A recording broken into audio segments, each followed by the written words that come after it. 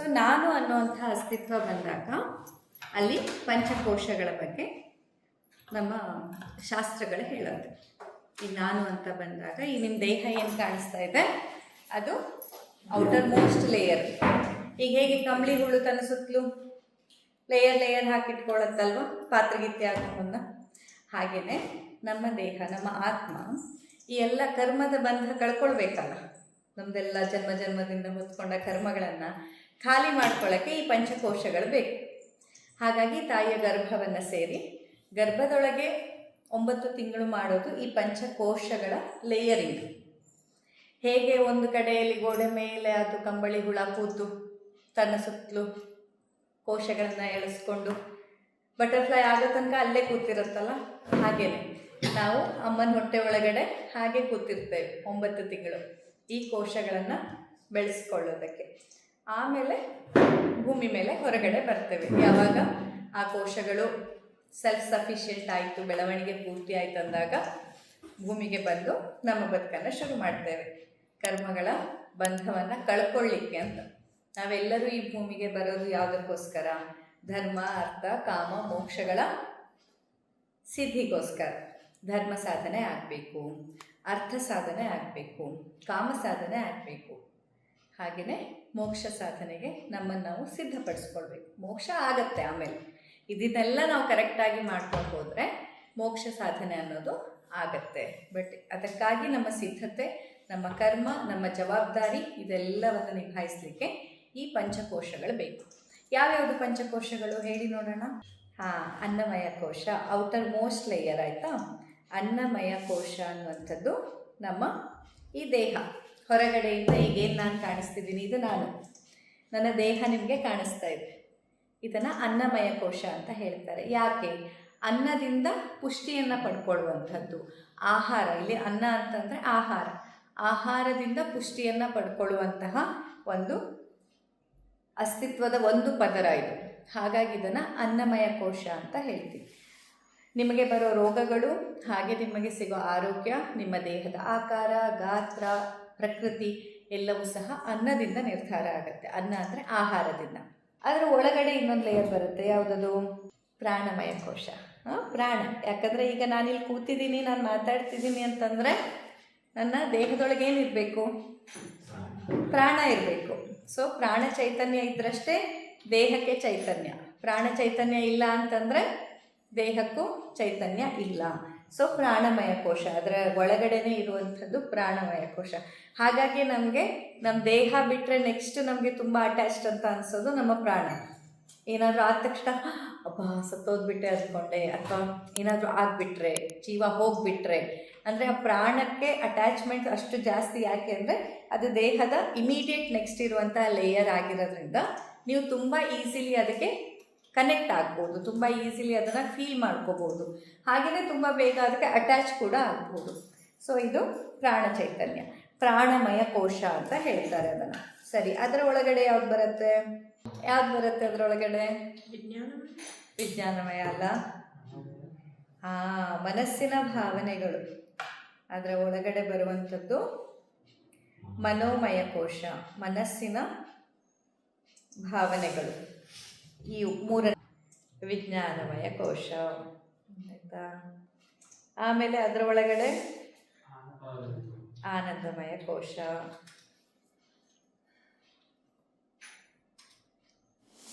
ಅದರ ಒಳಗಡೆ ನಾನು, ನನ್ನ ಆತ್ಮ.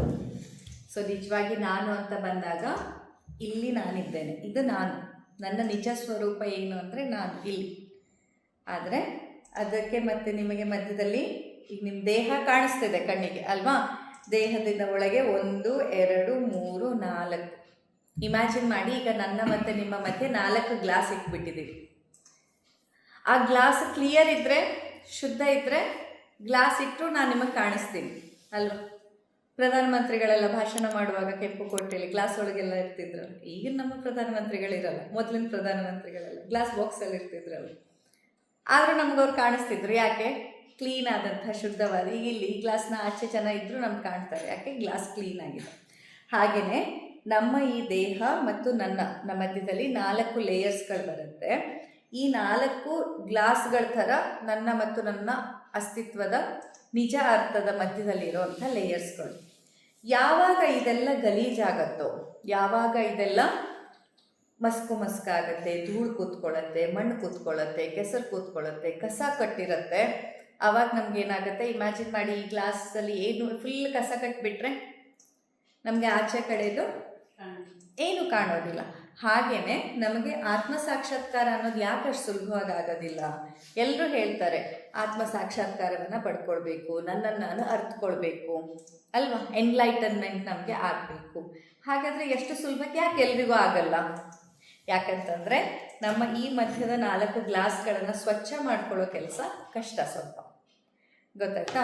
ಸೊ ಇಲ್ಲಿ ಮೇನಾಗಿ ಜಾಸ್ತಿ ಕಸ ತುಂಬಿಕೊಂಡಿರೋದೇ ನಮ್ಮ ಮನೋಮಯ ಕೋಶದಲ್ಲಿ. ಮನಸ್ಸಿನಲ್ಲಿ 2 ಥರದ ಭಾವನೆಗಳು ಬರುತ್ತೆ, ಹೈಯರ್ ಫ್ರೀಕ್ವೆನ್ಸಿ ಇಮೋಷನ್ಸ್ ಮತ್ತು ಲೋವರ್ ಫ್ರೀಕ್ವೆನ್ಸಿ ಇಮೋಷನ್ಸ್ ಅಂತ. ಯಾವ್ಯಾವುದು ಹೈಯರ್ ಫ್ರೀಕ್ವೆನ್ಸಿ ಇಮೋಷನ್ಸ್? ಮನಸ್ಸಿನಲ್ಲಿ ನಿಮ್ಮನ್ನು ಅಪ್ಲಿಫ್ಟ್ ಮಾಡುವಂಥ, ನಿಮ್ಮನ್ನು ಬೆಳೆಸುವಂತಹ, ನಿಮ್ಮನ್ನು ನರಿಷ್ ಮಾಡುವಂಥ ಭಾವನೆಗಳು ಯಾವ್ಯಾವುದು? ಈಗ ಯಾರಾದರೂ ನಿಮಗೆ ಯಾವ ಭಾವನೆ ತೋರಿಸಿದ್ರೆ ನಿಮಗೆ ಖುಷಿ ಅನಿಸುತ್ತೆ? ಪ್ರೀತಿ ಅಲ್ವಾ? ಖುಷಿನೇ ಆಗಲ್ವಾ ನಿಮಗೆ? ಪ್ರೀತಿ, ಸಹನೆ, ಕರುಣೆ, ತಾಳ್ಮೆ, ಧೈರ್ಯ, ಆತ್ಮವಿಶ್ವಾಸ, ಅಲ್ವಾ? ಬೇರೆಯವರು ನಿಮಗೆ ಈ ಎಲ್ಲ ಭಾವನೆಗಳನ್ನು ತೋರಿಸಿದ್ರೆ ನಿಮ್ಗೇನು ಅನಿಸುತ್ತೆ? ನರೇಶ್ ಥರ ಫೀಲ್ ಆಗಲ್ವಾ? ಒಂದು ತುಂಬ ಆತ್ಮೀಯವಾದಂತಹ ಭಾವ ಅಂತ ನಿಮ್ಗೆ ಅನಿಸುತ್ತೆ. ಯಾಕಂದರೆ ಇದೆಲ್ಲ ಹೈಯರ್ ಫ್ರೀಕ್ವೆನ್ಸಿ ಇಮೋಷನ್ಸ್. ಹಾಗೆ ಬೇರೆಯವ್ರು ಯಾವ್ಯಾವ ಭಾವನೆ ತೋರಿಸೋದು ನಿಮಗೆ ಬೇಜಾರಾಗತ್ತೆ? ಕೋಪ, ದ್ವೇಷ, ಮತ್ತು ಅಸೂಯೆ, ಮತ್ತು ಅಳು, ದುಃಖ, ಕೊರಗುವಿಕೆ, ಮತ್ತೆ ಮತ್ತೆ ಅದಕ್ಕೆ ಏನಂತಾರೆ?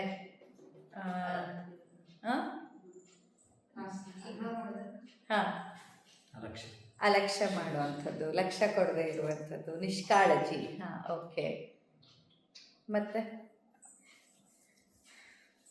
ಕೋಪ, ದ್ವೇಷ, ಹಠ ಇಷ್ಟ ಆಗಲ್ಲ ಅಲ್ಲ? ಬೇರೆಯವ್ರು ಬಂದು ನಿಮ್ಮ ಹತ್ರ ಹಠ ಮಾಡಿದ್ರೆ ಇಷ್ಟ ಆಗುತ್ತಾ? ಇಲ್ಲ. ಸೊ ಹಠ, ಕೋಪ, ದ್ವೇಷ, ಮತ್ತು ಅಸೂಯೆ, ಕೊರಗುವಿಕೆ, ಇದನ್ನೆಲ್ಲ ನಾವು ಲೋವರ್ ಫ್ರೀಕ್ವೆನ್ಸಿ ಇಮೋಷನ್ಸ್ ಅಂತ ಹೇಳ್ತೀವಿ. ಸೊ ಅಲ್ಟಿಮೇಟ್ಲಿ ಯಾವಾಗಲೂ ಒಂದನ್ನು ನೆನಪಲ್ಲಿ ಇಟ್ಕೊಳ್ಳಿ. ನಾನು ನಿನ್ನೆ ಕೂಡ ಹೇಳ್ತಾ ಇದ್ದೆ ನಿಮಗೆ, ನಾವು ಎಲ್ಲದನ್ನ ಬಿಟ್ಟು ಎಲ್ಲೋ ಹೋಗಿ ಶಾಂತವಾಗಿ ನಾನಿದ್ದೇನೆ ಅನ್ನೋದು ದೊಡ್ಡ ಸಾಧನೆ ಅಲ್ಲ. ಯಾಕಂತಂದರೆ ಎಲ್ಲ ಚೆನ್ನಾಗಿದ್ದಾಗ ನಗ್ತಾ ಸಾಮಾನ್ಯವಾಗಿರೋದು ಕಂಪ್ಯಾರಿಟಿವ್ಲಿ ಸುಲಭ.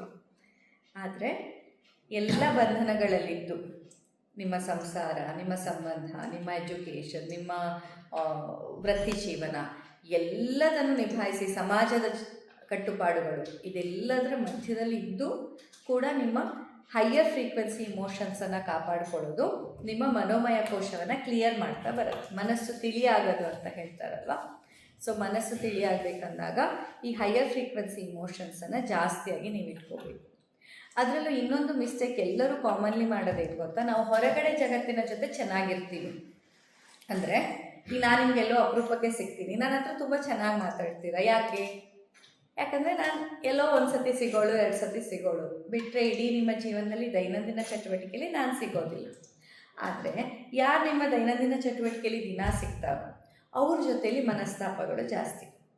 ಗಂಡನ ಕಂಡ್ರೆ ಹೆಂಡ್ತಿಗೆ ಸಿಟ್ಟು, ಹೆಂಡ್ತಿನ ಕಂಡ್ರೆ ಗಂಡನಿಗೆ ಸಿಟ್ಟು, ಅಪ್ಪ ಮಕ್ಕಳು, ಅಮ್ಮ ಮಕ್ಕಳು, ಅಥವಾ ಅಕ್ಕ ತಂಗಿಯರು, ಅಣ್ಣ ತಮ್ಮಂದಿರಲ್ಲಿ ಜಗಳ, ಅತ್ತೆ ಸೊಸೆಯಲ್ಲಿ ಜಗಳ. ಹೌದಲ್ವ? ಹೇಗೆ ಮರೆಯೋಕ್ಕಾಗುತ್ತೆ?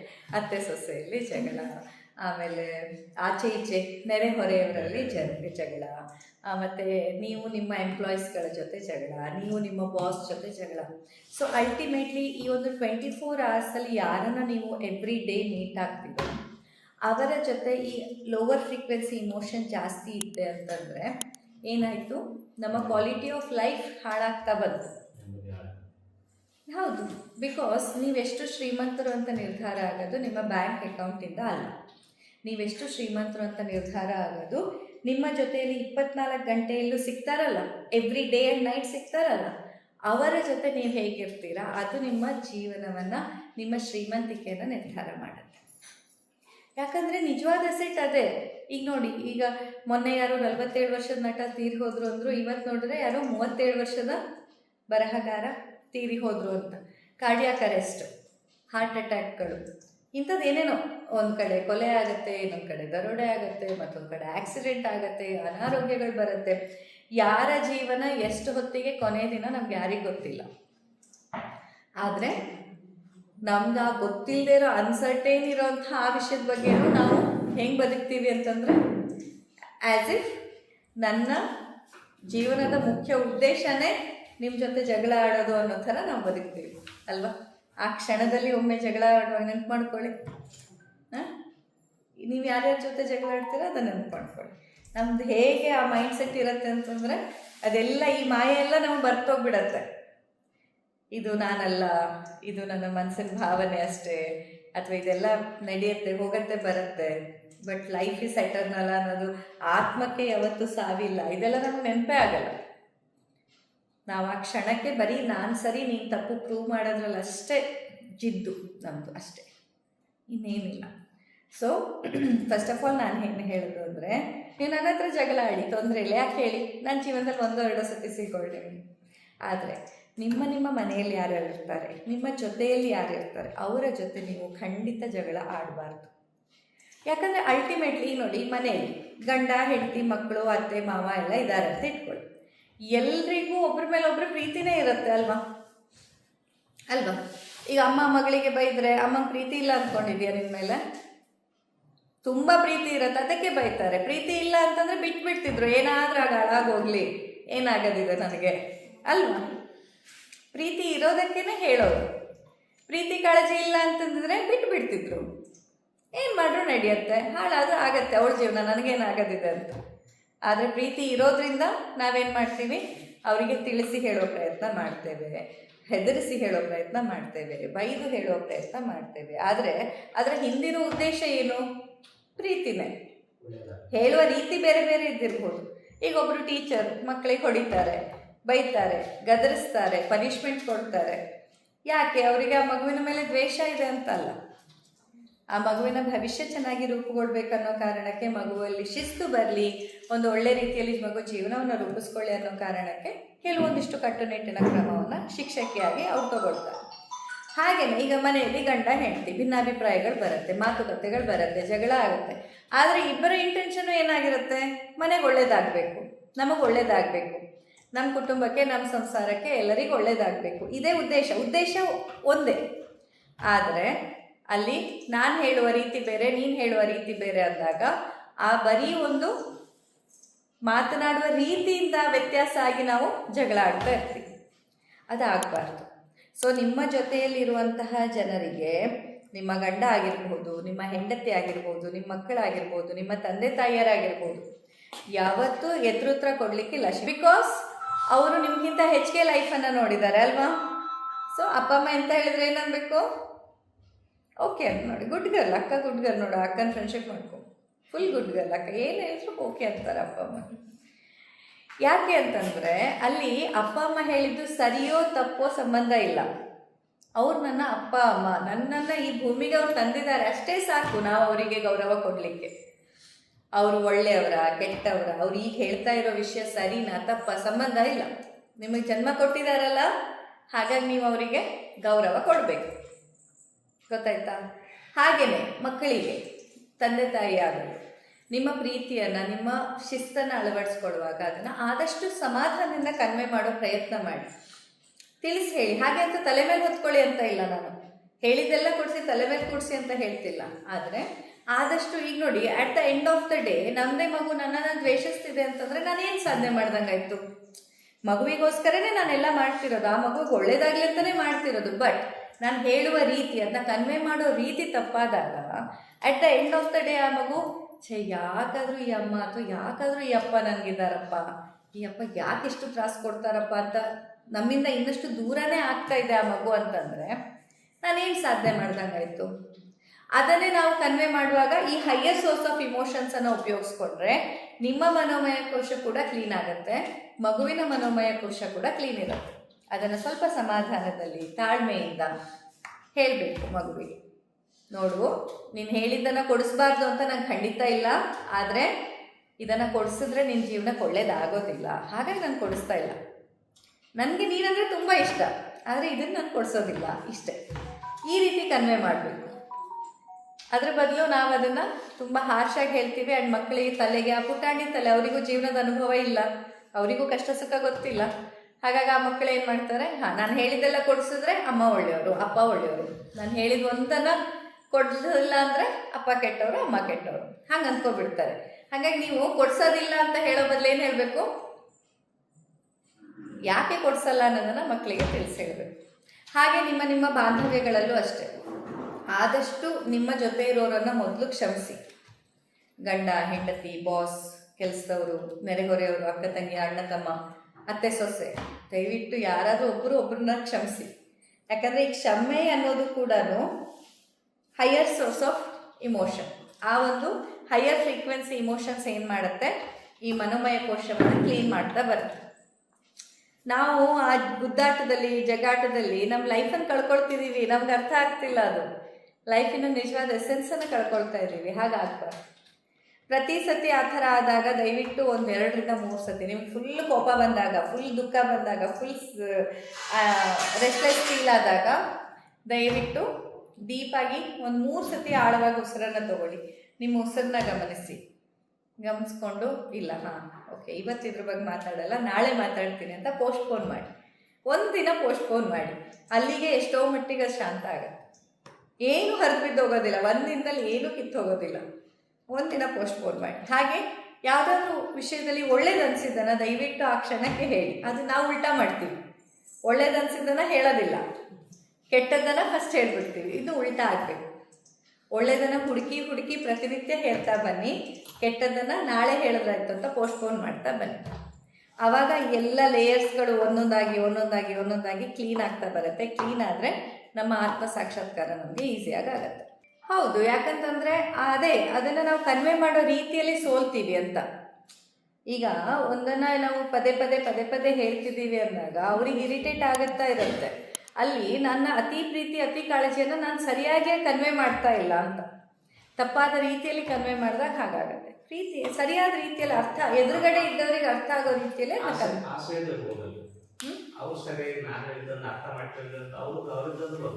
ಖಂಡಿತ ಬರ್ಬೋದು. ಆದರೆ ಒಂದನ್ನು ನೆನಪಲ್ಲಿ ಇಟ್ಕೊಳ್ಳಿ, ಇಡೀ ಭೂಮಿ ಮೇಲೆ ನೀವು ಬೇರೆಯವ್ರನ್ನ ಬದಲು ಮಾಡೋಕ್ಕೆ ಸಾಧ್ಯ ಇಲ್ಲ.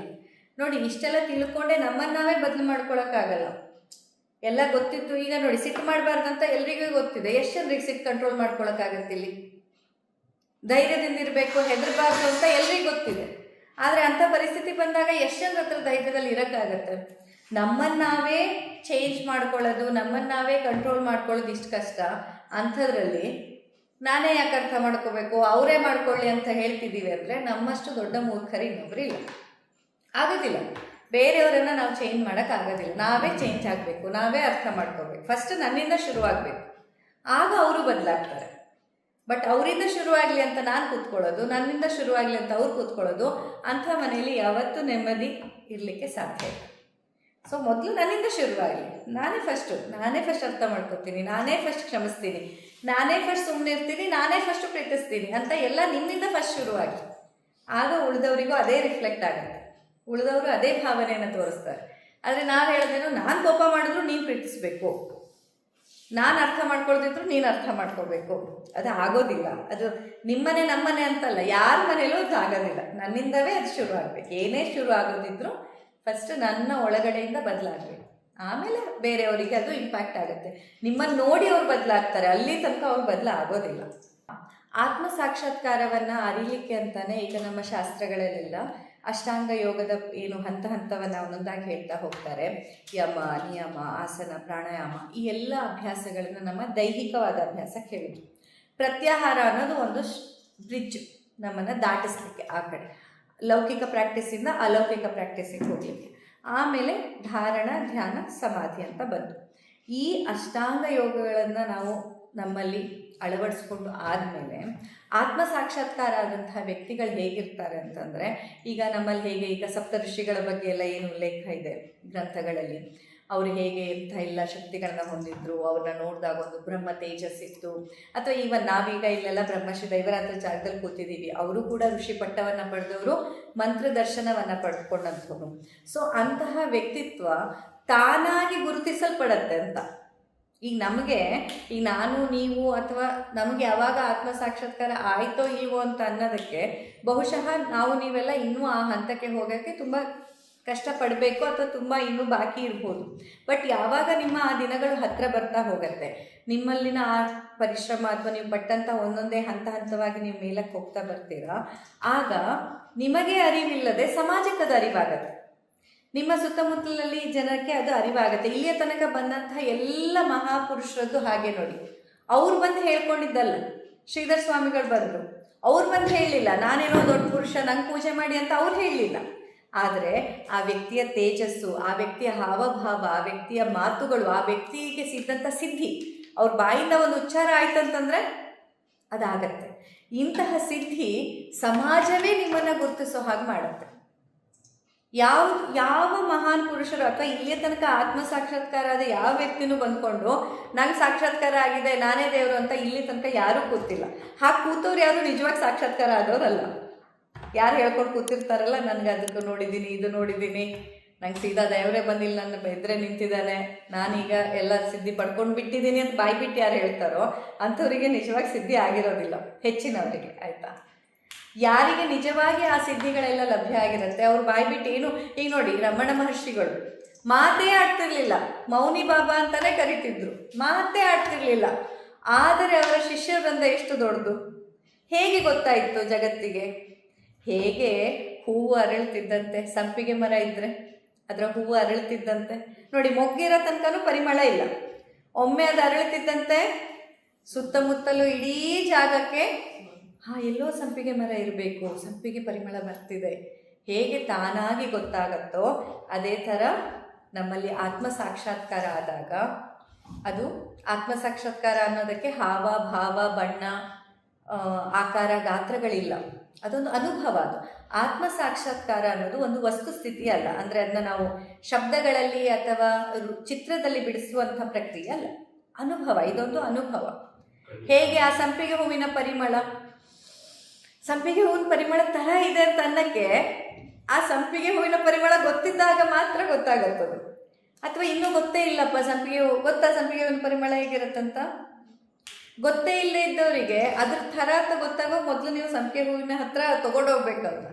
ನೋಡು, ಈ ಥರ ಪರಿಮಳ ಬಂದರೆ ಇದು ಸಂಪಿಗೆ ಹೂವಿನ ಪರಿಮಳ ಅಂತ. ಹಾಗೆಯೇ ಆತ್ಮ ಸಾಕ್ಷಾತ್ಕಾರ ಅನ್ನುವಂಥದ್ದು ತಾನಾಗಿ ಇಡೀ ಜಗತ್ತಿಗೆ, ನಮ್ಮ ಸುತ್ತಮುತ್ತಲಿನ ಸಮಾಜಕ್ಕೆ ಗೊತ್ತಾಗತ್ತೆ. ನಾವು ಅಂದರೆ ಹೇಗೆ ಗೊತ್ತಾಗತ್ತೆ ಅನ್ನುವಂಥ ಇದಿಲ್ಲ, ವಸ್ತುಸ್ಥಿತಿ ಭಾವಗಳಿಲ್ಲ, ಅದಕ್ಕೆ ವಸ್ತು ಭಾವಗಳಿಲ್ಲ, ಅದೊಂದು ಅನುಭವ. ಆ ಅವಸ್ಥೆ ಅನ್ನುವಂಥದ್ದು ಅದೇ. ಇದು ಹೇಗೆ ಅಂದರೆ ಇದು ಎಷ್ಟು ತಿಳಿಯಾಗ್ತಾ ಹೋಗುತ್ತಲ್ಲ ನಿಮ್ಮ ಪ್ರಾಣ ಚೈತನ್ಯ. ಎಂಥ ಸುತ್ತಮುತ್ತಲಾದ್ರೂ ನಿಮಗೆ ಈಗ ಒಬ್ಬರು ಕೆಲವರಿಗೆ ನೋಡಿ, ಈಗ ಹೇಳ್ತೀನಿ ಸಾಮಾನ್ಯವಾಗಿ ನಮಗೆಲ್ಲ ಏನಾಗುತ್ತೆ, ಈಗ ನೀವೆಲ್ಲೋ ಫ್ಲೈಟಲ್ಲಿ ಹೋಗ್ತಿದ್ದೀರಾ, ಬಸ್ಸಲ್ಲಿ ಹೋಗ್ತಿದ್ದೀರಾ, ಟ್ರೈನಲ್ಲಿ ಹತ್ತಿದ್ದೀರಾ, ಕೆಲವೊಮ್ಮೆ ನಿಮ್ಮ ಪಕ್ಕ ಯಾರಾದರೂ ಕೂತಾಗ ಅವರು ಏನು ಅಂತ ನಿಮ್ಗೆ ಗೊತ್ತಿಲ್ಲ, ಹೊಸ ವ್ಯಕ್ತಿ ಆದರೂ ಒಬ್ಬೊಬ್ಬರನ್ನ ನೋಡಿದ್ರೆ ನಿಮಗೆ ಸ್ಮೈಲ್ ಕೊಡಬೇಕಂತ ಅನಿಸುತ್ತೆ, ಮಾತಾಡ್ಬೇಕಂತ ಅನಿಸುತ್ತೆ ಅಲ್ವಾ? ಅದೇ ಕೆಲವರನ್ನ ನೋಡಿದ್ರೆ ತಾನಾಗೆ ಬೇಡ, ಇವ್ರ ಹತ್ರ ಅವರೇ ಮಾತಾಡ್ಸಿದ್ರು ನಾವು ಹ್ಞೂ ಅಂತೀವಿ, ಹ್ಞೂ ಅಂತೀವಿ, ಈ ಕಡೆ ಮುಖ ಕೂತ್ಕೊಬಿಡ್ತೀವಿ. ಯಾಕೆ? ಆ ಮಾತಾಡಬೇಕು ಅಂತ ಅನಿಸಿದ ವ್ಯಕ್ತಿ ಬಗ್ಗೆನೂ ನಿಮ್ಗೆ ಗೊತ್ತಿಲ್ಲ, ಅವ್ರು ಒಳ್ಳೆಯವರ ಕೆಟ್ಟವರ ಅಂತ. ಮಾತಾಡಬಾರ್ದು ಅಂತ ಅನಿಸಿದ ವ್ಯಕ್ತಿನೂ ನಿಮ್ಗೆ ಗೊತ್ತಿಲ್ಲ. ಇಟ್ಸ್ ದೇರ್ ಎನರ್ಜಿ, ಅವರ ಪ್ರಾಣ ಚೈತನ್ಯ, ಅವರ ಆರಾ ಹೇಗಿದೆ ಅನ್ನೋದ್ರ ಮೇಲೆ. ಕೆಲವೊಂದು ವ್ಯಕ್ತಿಗಳನ್ನ ನೋಡ್ತಿದ್ದಂತೆ ಅವ್ರ ಜೊತೆ ಮಾತಾಡಬೇಕು, ಪರಿಚಯ ಮಾಡ್ಕೋಬೇಕು, ನಾವು ಸಮಯ ಕಳಿಬೇಕಂತ ಅನ್ಸುತ್ತೆ. ಬಿಕಾಸ್ ಅಲ್ಲಿ ಅಷ್ಟು ಪ್ರಾಣ ಚೈತನ್ಯ ಹೈ ಇರುತ್ತೆ. ಕೆಲವರಲ್ಲಿ ನೆಗೆಟಿವ್ ಆರಾ ಇದ್ದಾಗ, ಪ್ರಾಣ ಚೈತನ್ಯ ತುಂಬ ಲೋ ಇದ್ದಾಗ ಏನಾಗುತ್ತೆ, ಅವರೇ ಮಾತಾಡ್ಸಿದ್ರು ನೀವು ಹಿಂಗೆ ನೋಡ್ತೀರಾ, ಈ ಕಡೆ ತಿರುಗಿ ಕೂತ್ಕೋತೀರಾ, ಇಯರ್ಫೋನ್ ಹಾಕ್ಕೊಂಡು ಈ ಕಡೆ ಹಿಂಗೆ ಕೂತ್ಬಿಡ್ತೀರಾ. ನಿಮಗೆ ಅವ್ರ ಜೊತೆ ಆ ಎನರ್ಜಿ ಜೊತೆ ನಿಮಗೆ ಇನ್ವಾಲ್ವ್ ಆಗೋಕ್ಕೆ ಇಷ್ಟ ಇರೋದಿಲ್ಲ. ಹಾಗೆಯೇ ಈ ಪ್ರಾಣ ಚೈತನ್ಯ ಅನ್ನೋದು ನಮಗೆ ನಿಮಗೆ ಎಲ್ಲ ಏನಾಗುತ್ತೆ, ಈಗ ಬೇರೆಯವರ ಎನರ್ಜಿ ಜೊತೆ ನಮ್ಮದು ಫ್ಲಕ್ಚುವೇಷನ್ ಆಗುತ್ತೆ. ತುಂಬ ಒಳ್ಳೆ ಪ್ರಾಣ ಚೈತನ್ಯದವ್ರ ಜೊತೆ ಇದ್ದ ನಾವು ಫುಲ್ಲು ನಮಗೂ ತುಂಬ ಸಮಾಧಾನ, ತುಂಬ ಖುಷಿ, ಧೈರ್ಯದಲ್ಲೇ ಇರ್ತೀವಿ. ಹಾಗೆ ತುಂಬ ನೆಗೆಟಿವ್ ಪೀಪಲ್ ಜೊತೆ ಸೇರಿದ್ರೆ ನಮಗೂ ತುಂಬ ಕಸಿವಿಸಿ ಕಿರಿಕಿರಿ ಅಸಮಾಧಾನ ನಮ್ಗಾಗತ್ತೆ.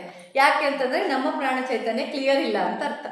ಯಾವಾಗ ನಿಮಗೆ ಬೇರೆಯವರ ಸಂಗತಿ ಸಹವಾಸ ನಿಮ್ಮಲ್ಲಿ ಬದಲಾವಣೆಯನ್ನು ತರ್ತಿದ್ಯೋ ಅದರ ಅರ್ಥ ನಿಮ್ಮ ಪ್ರಾಣಮಯ ಕೋಶ ಧೂಳು ಕೂತಿದೆ ಅಂತ. ಅಂದರೆ ನೀವು ನಿಮ್ಮ ಲೈಟಲ್ಲಿ ನೋಡ್ತಾ ಇಲ್ಲ, ಬೇರೆಯವರ ಟಾರ್ಚಲ್ಲಿ. ಅಲ್ಲಿ ಪಾಸಿಟಿವಿಟಿ ಟಾರ್ಚ್ ಇದ್ದರೆ ನೀವು ಪಾಸಿಟಿವಿಟಿಯಿಂದ ಇರ್ತೀರ, ನೆಗೆಟಿವಿಟಿಯ ಟಾರ್ಚ್ ಬಂದರೆ ನೆಗೆಟಿವಿಟಿಯಿಂದ ಇರ್ತೀರ. ಹೀಗೆ ಅಂದರೆ ಅಲ್ಲಿ ನಿಮ್ಮ ಪ್ರಾಣ ಚೈತನ್ಯದಲ್ಲಿ ಕಸ ಕೂತಿದೆ. ಮನಸ್ಸಿನ ಭಾವನೆಗಳು ಅಷ್ಟೇ. ಈಗ ಒಬ್ಬರು ನನಗೆ ನೀನು ಕತ್ತೆ ಅಂತ ಒಬ್ಬರು ಬೈದರೆ ನನಗೆ ಬೇಜಾರಾಗ್ತಿದೆ ಅಂತಂದರೆ ಅದರ ಅರ್ಥ ಏನು? ನನ್ನ ಮನಸ್ಸಲ್ಲೂ ಎಲ್ಲೋ ಇನ್ಸೆಕ್ಯೂರಿಟಿ ಇದೆ, ನಾನು ಕತ್ತೆ ಇರಬಹುದಾ, ಕತ್ತೆ ಥರ ಕಾಣ್ತಾ ಇರಬಹುದಾ ಅನ್ನುವಂಥದ್ದು. ಆಗ ನೀವು ಹೇಳಿದಾಗ ಏನಾಯಿತು, ನನಗೆ ಅದಿನ್ನೂ ಟ್ರಿಗರ್ ಆಯಿತು, ಕೋಪ ಬಂತು ನನಗೆ. ಆದರೆ ನಿಜವಾಗಿ ಆತ್ಮಸಾಕ್ಷಾತ್ಕಾರ ಆದಾಗ, ಆತ್ಮಸಾಕ್ಷಾತ್ಕಾರ ಅಲ್ಲದೆ ಇದ್ರು ಅಟ್ಲೀಸ್ಟ್ ಮನೋಮಯ ಕೋಶ ತಿಳಿಯಾಗಿದ್ದವ್ರಿಗೆ ಹೆಂಗೆ ಅಂತಂದರೆ, ಕತ್ತೆ ಅಂತಂದಾಗ ಅಯ್ಯೋ ಪಾಪ ಅವ್ರ ದೃಷ್ಟಿ ಹಂಗಿದೆ, ದೃಷ್ಟಿ ಅವ್ರದ್ದು ಸರಿ ಇಲ್ಲ ಅನ್ಸುತ್ತೆ, ನನ್ನ ಕೈ ಕಾಲೆಲ್ಲ ನನಗೆ ಗೊತ್ತು ನಾನು ಕತ್ತೆ ಅಲ್ಲ ಅಂತ. ಬಟ್ ನಿಮ್ಮ ದೃಷ್ಟಿಗೆ ನಾನು ಕತ್ತೆ ಥರ ಕಾಣಿಸ್ತಿದ್ದೀನಿ ಅಂತಂದರೆ ಅದು ನಿಮ್ಮ ಲೋಪವೇ ಹೊರತು ನನ್ನದಲ್ಲ ಅಂತ ಅರ್ಥ ಆಗೋದು ಯಾವಾಗ ನಿಮ್ಮ ಮನಸ್ಸು ತಿಳಿಯಿಲ್ಲ. ಆದರೆ ನಿಮ್ಮ ಮನೋಮಯ ಕೋಶದಲ್ಲಿ ಫುಲ್ ಧೂಳು ಕೂತ್ಕೊಂಡಿದ್ರೆ ಯಾರು ಏನು ಹೇಳಿದ್ರು ನೀವು ಟ್ರಿಗರ್ ಆಗ್ತೀರಾ. ಯಾರು ಈಗ ನೋಡಿ, ಆಲ್ರೆಡಿ ಈಗ ನಾನು ಸ್ವಲ್ಪ ಕಪ್ಪು ಅಂತ ನನ್ನಲ್ಲಿ ಇನ್ಸೆಕ್ಯೂರಿಟಿ ಇದ್ದರೆ ಒಂಚೂರು ಸ್ಕಿನ್ ಬಗ್ಗೆ, ಚರ್ಮದ ಬಗ್ಗೆ, ಔಟ್ಲುಕ್ ಬಗ್ಗೆ, ಫಿಸಿಕಲ್ ಬಾಡಿ ಬಗ್ಗೆ ಕಮೆಂಟ್ ಬಂದುಬಿಟ್ರೆ ರುದ್ರಾವತಾರದಲ್ಲಿ ಕೂಗಾಡ್ಬಿಡ್ತೀವಿ ನಾವು ಅಲ್ವಾ. ನೀವು ಹಾಗೆಲ್ಲ ಹೇಳೋದು, ಬಾಡಿ ಶೇಮಿಂಗ್ ಮಾಡೋದು ಹಾಗೆ. ಬಟ್ ಆ್ಯಕ್ಚುಲಿ ಆಗಿ ಅಲ್ಲಿ ಅವ್ರು ಬಾಡಿ ಶೇಮ್ ಮಾಡ್ತಿದ್ದಾರೆ ಅಂತ ನಾವು ಜಗಳ ಆಡೋಕ್ಕಿಂತ ಇಲ್ಲೇನಾಗ್ತಿರತ್ತೆ ಹೇಳಿ, ನನ್ನೊಳಗೂ ನನಗೂ ಬೇಜಾರಿರುತ್ತೆ. ನಾ ಚಂದ ಇಲ್ವಲ್ಲ, ನಾ ಬೆಳ್ಳಗಿಲ್ವಲ್ಲ, ಅಥವಾ ನಾನು ತೆಳ್ಳಗಿಲ್ವಲ್ಲ, ನಾ ದಪ್ಪಗಿಲ್ವಲ್ಲ, ಹೀಗೆ ನಮ್ಮದೇ ಆದಂಥ ಒಂದಿಷ್ಟು ಇನ್ಫೀರಿಯಾರಿಟಿ ನಮಗಿರುತ್ತೆ. ಅದು ನಿಮ್ಮ ಬಾಯಿಂದ ಕೇಳಿದಾಗ ನನಗೇನಾಗುತ್ತೆ, ಟ್ರಿಗರ್ ಆಗುತ್ತೆ, ಇರಿಟೇಟ್ ಆಗುತ್ತೆ, ಕೋಪ ಬರುತ್ತೆ. ಆ್ಯಂಡ್ ಆ ವಾಸ್ತವತೆನ ನಾನು ನಂಬಲಿಕ್ಕೆ ರೆಡಿ ಇರೋದಿಲ್ಲ, ಒಪ್ಕೊಳ್ಳೋದಕ್ಕೆ ರೆಡಿ ಇಲ್ಲ. ಹಾಗಾಗಿ ನಾನು ಕೂಗಾಡ್ತೀನಿ.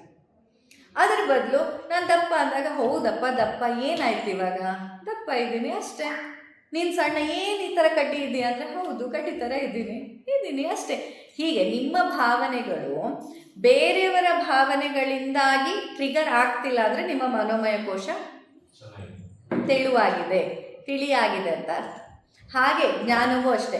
ಜ್ಞಾನಮಯ ಕೋಶ ಅಂತ ಬಂದಾಗ ನಮ್ಗೆ ಹೆಂಗೆ ಹೇಳಿ, ಒಬ್ಬರು ಈ ಥರ ಹಿಂಗೆ ಹೇಳಿದಾಗ ಒಂದು ಪ್ರವಚನ ಕೇಳ್ತಿದ್ದೀವಿ, ಹೌದು ಹೌದು ಹೌದು ಇದೇ ಸರಿ ಮತ್ತೆಲ್ಲ ಸುಳ್ಳು ಅಂತ. ಮತ್ತೊಂದು ನಾಳೆ ಇನ್ನೊಂದು ಪ್ರವಚನ ಕೇಳ್ತಾ ಕೂತ್ರೆ ಅದೇ ಸರಿ ಬಾಕಿ ಎಲ್ಲ ತಪ್ಪು ಅಂತ.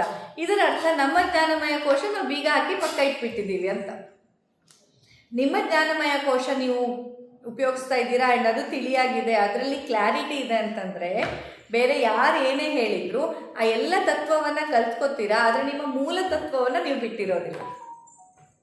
ಯಾವ ವ್ಯಕ್ತಿಯ ಜ್ಞಾನಮಯ ಕೋಶ ಕ್ಲಮ್ಸಿ ಆಗಿರುತ್ತೆ, ಗಲೀಜಾಗಿರುತ್ತೆ, ಕ್ಲೀನಾಗಿರಲ್ಲ, ಅವ್ರು ಹೆಂಗೆ ಅಂತಂದರೆ ಇವತ್ತೆಲ್ಲ ನೀವೆಲ್ಲ ಜೈ ಜೈ ಅಂತ ಮೆಜಾರಿಟಿ ಇದಕ್ಕೆ ಹೇಳಿದ್ರೆ ನಾನು ಇದಕ್ಕೆ, ನಾಳೆ ಎಲ್ಲ ಇದಕ್ಕೆ ಜೈ ಜೈ ಹೇಳಿದ್ರೆ ನಾನು ಇದಕ್ಕೆ. ಯಾವುದೇ ತನ್ನದೇ ಆದಂಥ ಒಂದು ಅಸ್ತಿತ್ವದ ನೆಲೆ ಇಲ್ಲದೆ ಇರುವಂಥದ್ದು ಜ್ಞಾನಮಯ ಕೋಶದ ಹಾಳಾಗುವಿಕೆಯನ್ನು ತೋರಿಸುತ್ತೆ. ಹಾಗೆ ಆನಂದನೂ ಅಷ್ಟೆ. ನನ್ನ ಆನಂದ ಅನ್ನೋದು ಬೇರೆ ಯಾರ ಮೇಲೆ ಡಿಪೆಂಡ್ ಆಗಿರಬಾರ್ದು. ನೀವೆಲ್ಲ ಏನು ಹೇಳ್ತೀರಾ ಹೇಳಿ, ನನ್ನೊಳಗೊಬ್ಬ ಶಿವ ಇದ್ದಾನೆ, ನನ್ನೊಳಗೊಬ್ಬ ದೇವರಿದ್ದಾನೆ, ಅವನು ನನಗೆ ಆನಂದ ಕೊಟ್ಟಿದ್ದಾನೆ, ಆಯಿತು ಅನ್ನೋ ಹಾಗೆ ನಾವಿರಬೇಕು. ಆದರೆ ನಮ್ಗೆ ಹಾಗಲ್ಲ. ಈಗ ನೀವು ನನ್ನನ್ನು ಹೊಗಳಿದ್ರೆ ನಂಗೆ ಆನಂದ, ನೀವು ನನ್ನನ್ನು ಬೈದರೆ ನನಗೆ ಬೇಜಾರು, ನನಗೆ ಭಯ, ನನಗೆ ಕೋಪ, ಹೀಗೆಲ್ಲ ಆಗ್ತಿದೆ ಅಂತಂದರೆ ನೀವು ನಿಮ್ಮ ಮನೆ ರಿಮೋಟನ್ನು ಬೇರೆಯವ್ರ ಹತ್ರ ಕೊಟ್ಟಿದ್ದೀರಾ ಅಂತ. ಈಗ ನಿಮ್ಮನೆ ಟಿ ವಿಲಿ ನಿಮಗೆ ಬೇಕಾದ ಚಾನಲ್ ನೋಡ್ತಿರೋ, ಬೇರೆಯವ್ರು ಹಚ್ಚಿದ ಚಾನಲ್ ನೋಡ್ತಿರೋ, ನಿಮಗೆ ಬೇಕಾಗಿದ್ದಾನೆ ನೋಡ್ತೀರಾ. ಆದರೆ ಮನಸ್ಸಿನ ಭಾವನೆಗಳು ಮಾತ್ರ ಬೇರೆಯವರು. ಈಗ ನಾನೊಂದು ಹಿಂಗೆ ಹಾಕಿದ ತಕ್ಷಣ ಕೋಪ ಅನ್ನುವಂಥ ಚಾನಲ್ ಸ್ಟಾರ್ಟ್ ಆಗುತ್ತೆ. ಇನ್ನೊಬ್ರೇನೋ ಒಳ್ಳೆ ಮಾತು ಹೇಳಿದ ತಕ್ಷಣ ಖುಷಿ ಅನ್ನುವ ಚಾನಲ್ ಬರುತ್ತೆ. ಮತ್ತೊಬ್ರೇನೋ ಹೆದರಿಸುವಂಥ 2 ಮಾತು ಹೇಳಿಬಿಟ್ರೆ ಭಯ ಅನ್ನೋ ಚಾನಲ್ ಬರುತ್ತೆ. ಅದರ ಅರ್ಥ ಏನಾಯಿತು, ನಾವು ಪೂರ್ತಿ ಪಬ್ಲಿಕ್ಕಿಗೆ ನಮ್ಮ ಮನಸ್ಸಿನ ರಿಮೋಟ್ ಕಂಟ್ರೋಲ್ನ ಕೊಟ್ಟು ಕೂಡಿಸ್ಬಿಟ್ಟಿದ್ದೀವಿ ಅಂತ ಆಯಿತು. ನಾವು ಹೇಗೆ ನೆಮ್ಮದಿಯಿಂದಿರೋಕ್ಕಾಗತ್ತೆ? ಖಂಡಿತ ಆಗೋದಿಲ್ಲ. ರಿಮೋಟ್ ಕಂಟ್ರೋಲ್ ನಿಮ್ಮ ಹತ್ರ ಇರಬೇಕು. ಪಬ್ಲಿಕ್ ಏನು ಹೇಳುತ್ತೆ ಹೇಳಿ, ನಿಮಗೆ ಯಾವ ಚಾನಲ್ ಬೇಕೋ ಅದನ್ನಷ್ಟೇ ನೀವು ಒತ್ಕೋಬೇಕು. ನಿಮಗೆ ಬೇಕಾದ ಚಾನಲ್ ಅಷ್ಟೇ, ಅಲ್ಲಿಂದ ನೀವೇನು ಹೇಳ್ತೀರೋ ಹೇಳಿ. ನನ್ನೊಳಗೆ ಯಾವ ಭಾವನೆ ಬರಬೇಕನ್ನೋದು ನನ್ನ ವಿಲ್ಲಿಂಗ್ನೆಸ್ಸಿಂದ ನಾನು ಉತ್ಪತ್ತಿ ಮಾಡಬೇಕು. ಇದರ ಅರ್ಥ ಕೋಪನೇ ಬರೋದಿಲ್ಲ ಅಂತಲ್ಲ. ಮೊನ್ನೆ ಯಾರೊಬ್ರು ಕೇಳ್ತಾ ಇದ್ರು ಹೀಗೆ ಕ್ಲಾಸಲ್ಲಿ, ಹಾಗಾದರೆ ಅವರು ಸಪ್ತ ಋಷಿಗಳಿಗೆಲ್ಲ ಕೋಪ ಜಾಸ್ತಿ ಅಂತೆಲ್ಲ ಕತೆ ಹೇಳ್ತಾರಲ್ಲ ಅಂತ. ಕೋಪ ಬರೋದಿಲ್ಲ ಅಂತ ನಾನು ಹೇಳ್ತಾ ಇಲ್ಲ, ಅಥವಾ ಬೇಜಾರಾಗೋದಿಲ್ಲ ಅಂತ. ನಾವೆಲ್ಲ ಈಗ ಇದನ್ನೆಲ್ಲ ಮನೋಮಯ ಕೋಶ ತಿಳಿಯಾಗೋದು, ಜ್ಞಾನಮಯ ಕೋಶ ತಿಳಿಯಾಗೋದು ಅಂದರೆ ನಾವೆಲ್ಲ ರೋಬೋಟ್ ಆಗ್ತೀವಿ ಅಂತಲ್ಲ. ಎಲ್ಲರೂ ಹೀಗೇ ಇರ್ತೀವಿ, ಏನಾದರೂ ನಮ್ಗೆ ಕೋಪ ಬರಲ್ಲ, ಏನಾದರೂ ನಮ್ಗೆ ಅಳು ಬರಲ್ಲ ಅಂತಲ್ಲ. ನೀವು ನಿಮ್ಮ ಭಾವನೆಗಳನ್ನು ನಿಮ್ಮ ಕಂಟ್ರೋಲ್ ಮೀರಿ ಎಕ್ಸ್ಪ್ರೆಸ್ ಮಾಡೋದಿಲ್ಲ. ಯಾವಾಗ ಯಾವ ಭಾವನೆಯನ್ನು ನೀವು ಉತ್ಪತ್ತಿ ಮಾಡಬೇಕು, ಹಾಗೆ ಆ ಉತ್ಪತ್ತಿಯಾದ ಭಾವನೆಯನ್ನು ಹೇಗೆ ನೀವು ಎಕ್ಸ್ಪ್ರೆಸ್ ಮಾಡಬೇಕು ಅನ್ನೋದು ನಿಮ್ಮ ಹಿಡಿತದಲ್ಲಿರುತ್ತೆ. ನಿಮ್ಮ ಜ್ಞಾನಮಯ ಕೋಶ ತಿಳಿಯಾಗಿದ್ದರೆ, ಇದೆಲ್ಲ 4 ಲೇಯರ್ಸ್ಗಳು ದೇಹ ಆರೋಗ್ಯವಾಗಿದ್ದರೆ, ಪ್ರಾಣ ಚೈತನ್ಯ ಅಪ್ಲಿಫ್ಟ್ ಆಗಿದ್ದರೆ, ಮನೋಮಯ ಕೋಶದಲ್ಲಿ ಎಲ್ಲ ಹೈಯರ್ ಫ್ರೀಕ್ವೆನ್ಸಿ ಇಮೋಷನ್ಸ್ಗಳೇ ಇದ್ದರೆ, ಜ್ಞಾನಮಯ ಕೋಶ ತಿಳಿಯಾಗಿದ್ದರೆ, ಸದಾ ಕಾಲ ನಿಮ್ಮೊಳಗೆ ಆನಂದ ಅನ್ನೋದು ಬಾವಿಯ ಹೊರ್ತಿಗೆ ಇದ್ದ ಹಾಗೆ. ಬಾವಿ ನೀರಲ್ಲಿ ನೆಲ ಮೇಲೆ ಆಳದಲ್ಲಿ ನೀರು, ಆದರೆ ಆ ಹೊರತೆ ಇರುತ್ತೆ. ಬೇಸಿಗೆಯಲ್ಲೂ ನೀರು ಬರೋ ಹಾಗೆ ಹೊರತೆ ಇರುತ್ತೆ ಅಲ್ವಾ? ಹಾಗೆಯೇ ನಿಮ್ಮೊಳಗೆ ಆನಂದಮಯ ಕೋಶ ಅನ್ನೋದು ಆ ಖುಷಿಯ ಒಂದು ಹೊರತೆ. ಅದು ಬೇರೆ ಯಾರ ಮಾತಿಗೆ, ಯಾವ ಸನ್ನಿವೇಶಕ್ಕೆ, ಯಾವ ಸಂಬಂಧಕ್ಕೆ ಸಂಬಂಧಪಟ್ಟಿದ್ದೇ ಅಲ್ಲ. ನಿಮ್ಮ ಹಣಕ್ಕೆ, ನಿಮ್ಮ ಸಂಬಂಧಕ್ಕೆ, ನಿಮ್ಮ ಭಾವನೆಗಳಿಗೆ ಸಂಬಂಧಪಟ್ಟಿದ್ದೇ ಅಲ್ಲ. ಒಳಗೆ ಆ ಹೊರತೆ ಯಾವಾಗಲಿದೆ. ಅದನ್ನು ನೀವು ನೋಡ್ಬೇಕಂತಂದರೆ ಅಷ್ಟು ಸಾಧನೆ ಆಗಬೇಕು. ಆ ಸದಾಕಾಲ ಆನಂದಮಯ ಕೋಶವಾದ ರುಚಿ ನಿಮಗೆ ಸಿಗಬೇಕು. ಆ ಬಾವಿಯಿಂದ ನೀರೆತ್ತು ಕುಡಿಬೇಕಂತಂದರೆ ಬಾವಿ ತೋಡಬೇಕಲ್ಲ ಫಸ್ಟ್. ಆ ಕೆಲಸವನ್ನೇ ನಾವು ಬದುಕೋದು. ಧರ್ಮ, ಅರ್ಥ, ಕಾಮ ಸಾಧನೆ ಅಂದರೆ ಇದನ್ನು ಮಾಡಬೇಕಾಗಿರೋದು. ಧರ್ಮ ಅಂತಂದರೆ ಒಂದು ಜಾತಿಗಾಗಿ ಕೂಗಾಡೋದು, ಅರ್ಥ ಅಂತಂದರೆ ಒಂದಿಷ್ಟು ಆಸ್ತಿಗಾಗಿ ಹೊಡೆದಾಡೋದು, ಕಾಮ ಅಂತಂದರೆ ಹೆಂಗಸಿಗಾಗಿ ಹೊಡೆದಾಡೋದಲ್ಲ. ಧರ್ಮ, ಅರ್ಥ, ಕಾಮ, ಮೋಕ್ಷಗಳ ದಾರಿ ಅಂತ ನಮ್ಗೆ ಹೇಳಿರೋದು. ಧರ್ಮ, ಅರ್ಥ, ಕಾಮಗಳು ಅಂತಂದರೆ ಏನು? ಈ ನಮ್ಮ ಎಲ್ಲ ಕೋಶಗಳನ್ನು ಕ್ಲಿಯರ್ ಮಾಡ್ಕೊಳ್ಳೋದಕ್ಕೆ ಸಾಮಾಜಿಕ ಕಟ್ಟುಪಾಡಿನ ಧರ್ಮಕ್ಕೆ ಅನುಗುಣವಾಗಿ ಅಂತಂದರೆ ನಿಯಮಕ್ಕನುಸಾರವಾಗಿ ನಾವು ಬದುಕಬೇಕು. ಅರ್ಥ ಅಂತ ಅಂದಾಗ ನಮ್ಮ ಜೀವನೋಪಾಯಕ್ಕೆ ಏನು ಬೇಕೋ ಅದನ್ನು ನಾವು ದುಡಿಬೇಕಲ್ವ, ಅದು ಬೇಕು ನಮಗೆ. ಹಾಗೆಯೇ ಕಾಮ ಅಂತಂದರೆ ಈ ನಿಜವಾದ ನನ್ನನ್ನು ನಾನು ಅರ್ಥಕೊಳ್ಳೋದು ಅನ್ನೋದು ನಿಜವಾದ ಕಾಮ. ಆ ಕಾಮ ಸಾಧನೆಗೆ ಏನೇನು ಕೆಲಸ ಬೇಕೋ ಅದನ್ನೆಲ್ಲ ನಾವು ಮಾಡಬೇಕು. ಆಗ ತಾನಾಗಿ ಆತ್ಮ ಸಾಕ್ಷಾತ್ಕಾರ ಆಗತ್ತೆ, ಮೋಕ್ಷ ತತ್ವ ನಾವು ಹೋಗ್ಲಿಕ್ಕೆ ಸಾಧ್ಯ ಆಗುತ್ತೆ. ಬಟ್ ಇದು ಹೇಳಿದಷ್ಟು ಸುಲಭ ಅಲ್ಲ. ಅಭ್ಯಾಸಾತ್ ಪ್ರಾಪ್ಯತೆ ಸಿದ್ಧಿ. ಹೆಂಗಿದೆಲ್ಲ ಬರುತ್ತೆ? ಅಭ್ಯಾಸ. ಪ್ರತಿ ಸತಿ ನೆಕ್ಸ್ಟ್ ಒಂದು ಸತಿ ನಿಮ್ಗೆ ಅಳು ಬಂದಾಗ ಕಂಟ್ರೋಲ್ ಮಾಡ್ಕೊಳ್ಳಿ, ಆಯಿತಾ? ಅಳು ಬಂದಾಗ ಏನು ಮಾಡಬೇಕು? ಡೀಪ್ ಇನ್ಹೇಲ್ ಎಕ್ಸೇಲ್ ಮಾಡ್ತಾ ಇಲ್ಲ I am not going to cry, I am not going to cry, ಇವತ್ತು ಅಳೋದಿಲ್ಲ ನಾನು ಅಂತ ಕಂಟ್ರೋಲ್ ಮಾಡ್ಕೋಬೇಕು. ಪ್ರತಿ ಸತಿ ಕೋಪ ಬಂದಾಗ ಏನು ಮಾಡಬೇಕು? 3 ಡೀಪ್ ಬ್ರೆತ್. ಇಲ್ಲ ಕೋಪ ಬಂದಿದೆ ಆದರೆ ಇಲ್ಲ, ನಾನೀಗ ಎಕ್ಸ್ಪ್ರೆಸ್ ಮಾಡಲ್ಲ ಅಂತ ಡೀಪ್ ಬ್ರೆತ್ತನ್ನು ತೊಗೊಂಡು ಕಂಟ್ರೋಲ್ ಮಾಡ್ಕೋಬೇಕು.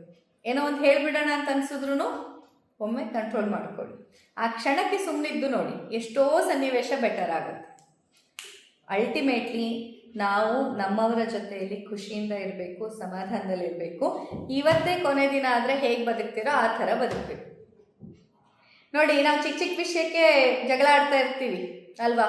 ಒದ್ದೆ ಟುವಾಲ್ ಇಟ್ಟರು, ರಿಮೋಟ್ ಕೊಟ್ಟಿಲ್ಲ, ನನ್ನ ಮಾತು ಕೇಳಿಲ್ಲ, ಅಥವಾ ಅಮ್ಮ ನಂಗೆ ಅದು ಕೊಡಿಸಿಲ್ಲ, ಅಪ್ಪ ನಂಗೆ ಇದು ಕೊಡಿಸಿಲ್ಲ, ಹೆಂಡತಿ ನನ್ನ ಮಾತು ಕೇಳಿಲ್ಲ, ಗಂಡ ನಂಗೆ ಈ ಸೀರೆ ಕೊಡಿಸಿಲ್ಲ, ಏನೇನೋ.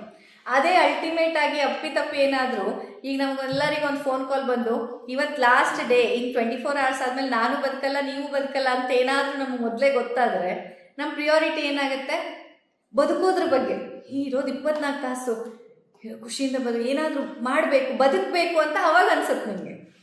ಆದರೆ ನಿಜವಾಗಿ ಬದುಕು ಅಂತ ನಿಮಗೆ ಕೊಟ್ಟಾಗ ಸಾಯ್ತಿರ್ತೀವಿ, ಕೊರಗಿ ಕೊರಗಿ ಕೊರಗಿ, ಜಗಳ ಆಡಿ ಕೊರಗಿ, ಬೇಜಾರು ಮಾಡಿಕೊಂಡು, ಒಬ್ರಿಗೊಬ್ರು ಬ್ಲೇಮ್ ಮಾಡಿಕೊಂಡು ಸಾಯ್ತಿರ್ತೀವಿ ನಾವು. ಬಟ್ ನಿಜವಾಗಿ ಸಾವು ಬಂದಾಗ ನಾ ಬದುಕಬೇಕಿತ್ತು, ನಾನು ನನ್ನವ್ರನ್ನ ಪ್ರೀತಿಸ್ಬೇಕಿತ್ತು, ನಾನು ಸಮಾಧಾನದಿಂದ ಇರಬೇಕಿತ್ತು, ನಾನು ಇನ್ನಷ್ಟು ನನ್ನವರ ದೃಷ್ಟಿಯಲ್ಲಿ ಈ ಥರ ಕೆಟ್ಟವರಾಗಿ ನಾನು ಸಾಯೋದು ನನಗೆ ಇಷ್ಟ ಇಲ್ಲ, ಅವರಿಗೆಲ್ಲ ನಾನು ಹೇಳಬೇಕು, ನಂಗೆ ಅವ್ರ ಮೇಲೆ ಪ್ರೀತಿ ಇದೆ, ದ್ವೇಷ ಇಲ್ಲ, ನಾನು ಹೇಳಿದವ್ರು ಒಳ್ಳೇದಕ್ಕೆ ಅಂತ ಅವ್ರಿಗೆ ಕನ್ವೆ ಮಾಡಬೇಕಂತ ಸಾಯುವಾಗ ಹೇಳ್ತೀವಿ ನಾವು. ಈಗ ಯಾಕೆ ಆಗಬಾರ್ದು ಅದು ಅಲ್ವಾ? ಇಷ್ಟು ವರ್ಷ ಈಗ ಸಂಸಾರ ಮಾಡಿ 30, 40, 50 ವರ್ಷ ಗಂಡ ಹೆಂಡ್ತಿರು ಸಂಸಾರ ಮಾಡಿ ಕೊನೆಗೆ ಸಾಯೋದ್ರಿಂದಲ್ಲಿ ನಿಂಗೆ ಎಲ್ಲ ದಿನ ಬರೀ ನಾನು ಬೇಜಾರೇ ಮಾಡಿಬಿಟ್ಟೆ, ನಿನಗೆ ನಾನು ಪ್ರೀತಿನೇ ತೋರಿಸಿಲ್ಲ ಅಂತ ಹೇಳಿದ್ರೆ ವೇಸ್ಟ್. ಆಗ ಹೇಳಿನೂ ಉಪಯೋಗ ಇಲ್ಲ. ಜೀವಂತ ಇದ್ದಾಗ ಹೇಳಿ ಅಲ್ಲ, ಒಂದ್ಸತಿ ಆದರೂ ಜೀವನ ಇದ್ದಾಗ ಅದನ್ನು ಹೇಳಿ, ನಿಮ್ಮ ಪ್ರೀತಿಯನ್ನು ತೋರಿಸಿ, ಗೌರವವನ್ನು ತೋರಿಸಿ, ನಿಮ್ಮೊಳಗೆ ಏನಿದೆ ಅನ್ನೋದನ್ನ ಕನ್ವೆ ಮಾಡಿ. ಅದ್ರ ಬಿಟ್ಟು ಇನ್ನೇನೆಲ್ಲ ಅದು ಟೈಮ್ ಬಾಂಬ್ ಥರ ಟಿಕ್ ಟಿಕ್ ಟಿಕ್ ಟಿಕ್ ಆಗ್ತಿದೆ, ಈಗ ಆಗ್ಲೋ ಹೋಗತ್ತೆ ಜೀವ ಅನ್ನೋಷ್ಟೊತ್ತಿಗೆ ಅವ್ರನ್ನ ಕರೀರಿ, ಇವ್ರನ್ನ ಕರೀರಿ, ಇವ್ರಿಗೊಂದು ಸಾರಿ ಹೇಳಿ, ಅವ್ರಿಗೊಂದು ಸಾರಿ ಅಂದರೆ ಆ ಸಾರಿಗೆ ಏನು ಬೆಲೆ ಇಲ್ಲ ಅವಾಗ. ನಾವೆಲ್ಲರೂ ಹೇಗೆ ಬದುಕಬೇಕಾದ್ರೆ ಇವತ್ತೇ ಕೊನೆ ದಿನ ಆದರೆ ಹೇಗೆ ಬದುಕ್ತೀವಿ, ಯಾವ ಥರ ಜೀವನೋತ್ಸಾಹ ಇರುತ್ತೆ ಆ ಥರ ಪ್ರತಿನಿತ್ಯ ಬದುಕಬೇಕು. ಆ ಟೈಮಲ್ಲಿ ಅಂತಂಥ ಸನ್ನಿವೇಶದಲ್ಲಿ ನಾವು ನೆನಪಲ್ಲಿ ಇಟ್ಕೊಳ್ಳೋದು ಅದೇ ನಿಮ್ಮ ಜಾಗೃತಾವಸ್ಥೆ. ನಮ್ಮ ಜ್ಞಾನಮಯ ಕೋಶದ ಜಾಗೃತಾವಸ್ಥೆ ಅಂದರೆ ಅದೇ. ಏನೆಲ್ಲ ನೀವು ಅಂದ್ಕೊಂಡು ವಿರುದ್ಧವಾಗಿ ನಡೆದ್ರು, ಯಾವುದು ನೀವು ಅಂದ್ಕೊಂಡಾಗ ನಡೀದೇ ಇದ್ರೂ ನಿಮ್ಮ ಜ್ಞಾನಮಯ ಕೋಶದಲ್ಲಿ ಇಲ್ಲ ಇರೋದೆಲ್ಲದನ್ನು ನೀನು ನೆನೆಸ್ಕೊಂಡು ಇಲ್ಲದೆ ಇದನ್ನೆಲ್ಲ ಬಿಟ್ಬಿಡು ಅಂತ ನೆನಪು ಮಾಡ್ಕೊಳ್ಳೋದಿದೆಯಲ್ಲ, ಅದು ನಿಮ್ಮ ಜ್ಞಾನಮಯ ಕೋಶದ ಜಾಗೃತಾವಸ್ಥೆ.